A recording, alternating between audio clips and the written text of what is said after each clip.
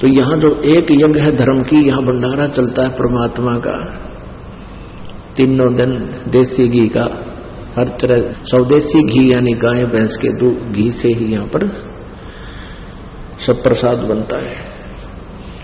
और दूसरी यज्ञ है ध्यान। आप ये सत्संग सुनते हो, ये मेडिटेशन का भी काम करता है, क्योंकि जब सत्संग सुनते हो तो परमात्मा का चिंतन होता है, प्रभु के बारे में जानकारी होती है, अंदर अंदर एक विशेष कसक पैदा होती है, रह रहकर मालिक का ध्यान ही आता है, परमात्मा ने ये किया, परमात्मा ऐसे थे। तो ये एक मेडिटेशन, यही मेडिटेशन होता है। जैसे ये हठ योग मेडिटेशन हम नहीं मानते, संत मते में नहीं है। परमात्मा कहते हैं साधो मुझे सो सतगुरु मन भावे, जो सहज समाध बतावे, आंख ना मुंदे कान ना रूंदे, ना अनहद उलझावे। अनहद कहते अंदर कान आंख मीच कर अंदर वाणी सुनो, अनहद नाद सुनो, कहते इनमें जो उड़ जाता है वो मुझे अच्छा नहीं लगता, वो ठीक नहीं है। जो सहज समाध बतावे। सहज समाध कैसे होती है? जैसे हाली बीज धुन और पंथी से बतरावे, और वह में खंड पड़े नहीं, ऐसे ध्यान लगाओ। It is meditation. जैसे हाली बीज बोता है, हल के पीछे, बैलों के पीछे एक हल होता है, हल के पीछे एक पाइप सी होती है जिसमें अगर बीज छोड़ा उसने ओरना बोला गया। और जैसे रास्ते के साथ साथ उसने हल जोत रखा है, और कोई अतिथि आ जाता है, पंथी राह चलता, और कोई बात पूछता है, रास्ता पूछता है, तो वो उससे बात भी कर रहा है, और साथ में एक हाथ से बीज को छोड़ता हुआ अपने हल को नहीं रोकता। वो उसका ध्यान तो अपने बीज में है, हाथ ऐसे सेट कर रखा है उसने, उसका ध्यान है, बैलों को भी टोक देता है, और उस पंथी को रास्ता भी बता रहा, आप सीधे चले जाना, आप ऐसे करना, लेकिन रह रहकर ध्यान उसका बीज छोड़ने पर है, कहीं ज्यादा कम ना छूट जाए हाथ से। जैसे हाली बीज धुन पंथी से बतलावे, वाम खंड पड़े नहीं, ऐसे ध्यान लगावे। जो पतिव्रता पति से राती, आन पुरुष नहीं भावे, बसटी हर में सुरत प्रीतम में, ऐसे ध्यान लगावे।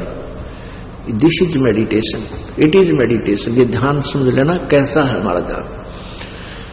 अब जैसे आप वैसे सिमरन करते ही हो, जब आप किसी काम करते हो, कोई भी कार्य करते हो, ऑफिशियल काम में ज्यादा डिस्टरबेंस मानते हैं, लेकिन ऑफिशियल काम करते करते भी वह कसक मालिक की रह रहकर अंदर रहनी चाहिए हमारे।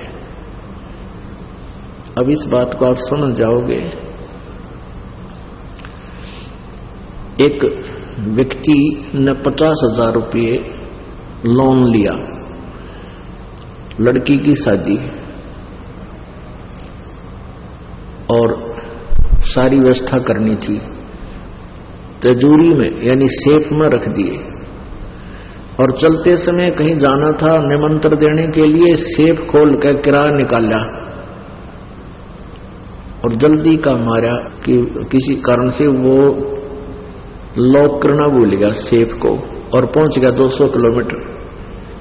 उस पुराने समय की बात है, चल आजकल भी ऐसा ही आता, आजकल तो मोबाइल हो गया, जब फोन कर दे संभालिए चाबी ने, यानी पुराने समय की बात है। तो वो चला गया अपनी रिश्तेदारी में लगभग 200 किलोमीटर। शाम के समय उसको याद आया जब खाना खाने लगा, अकोत्तरे की चाबी भूलिया मत, और तिजोरी सेफ खुली छोड़ा ही, भगवान कोई निकम्मा आदमी ना घुस जा, बच्चे दरवाजा खुला छोड़ कर चले जाए, मकान का कोई आना जार पता नहीं, ऊपर से शादी आ गई, और ये मुश्किल से उधार में लोन मिला था, और कोई पैसा मिलेगा नहीं, तो उसको कितनी चिंता।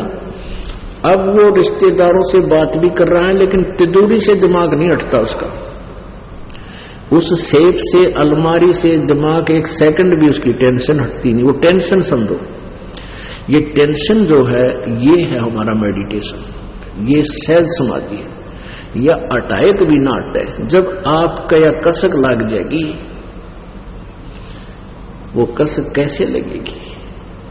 आगे गए ना बावड़े रहते भी सब जाही, बिन साहिब की बंदगी की तो ठोर ठिकाना नहीं। जैसे मोती ओस का ऐसी तेरी आव, गरीबदास कर बंदगी भौर ने ऐसा दाव। अब परमात्मा की बारे में जब हमारे हृदय में यह जगह बन जाएगी कि ना तो मनुष्य जीवन बार बार मिलेगा, और मनुष्य जीवन मिल गया तो ज्ञान नहीं मिले कि मनुष्य जीवन चाटाएंगे खाम, वो तो फिर एक पशु जैसा धंधा तो असंख्य बार जन्म हो जाओ मनुष्य का, जैसे मोक्ष नहीं हुआ परमात्मा प्राप्ति नहीं हुई। तो आपके अंदर एक विशेष कसक बनेगी, और ये कसक जो है, जैसे आप कोई ऑफिशियल काम भी करते हैं तो भगवान की भूल नहीं पड़ सकती, भले ही सिमरण नहीं हो सकता लेकिन वो चिंतन नहीं छूट सकता। परमात्मा की याद भगवान ने ऐसा है, वेदों में ऐसा लिखा है, ये रह रहकर हमने तो एक ऐसा माहौल बनाना है, एक ऐसा रूटीन बनाना अपने दिमाग का कि ये बकवादा तटका भगवान के चरणों में ही लगा रहे। ये मान की वाणी याद आने लग जाएंगी जब आप कोई रिटर्न कार्य करते हो।